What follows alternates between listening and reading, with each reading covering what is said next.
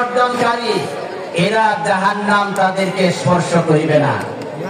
দ্বিতীয় দল নবীজি ফরমান যাদেরকে জাহান্নামে স্পর্শ করিবে না তারা হইল ওরা সুবহানাল্লাহি ওয়া বিহামদি। রাসূলুল্লাহ বলেন তারা আল্লাহর জমিনে আল্লাহর আইন এবং বিধানকে প্রতিষ্ঠার জন্য লড়াই সংগ্রাম করে।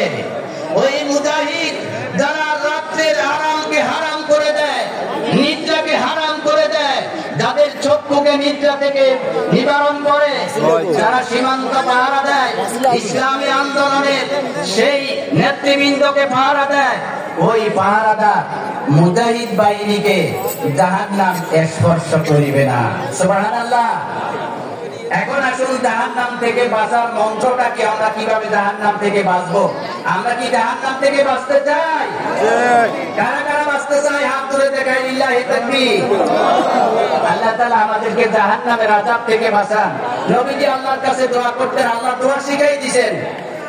আল্লাহ রাব্বুল আলামিন দোয়া শিখালেন, والذين يقولون ربنا اصرف عنا عذاب جهنم إن عذاب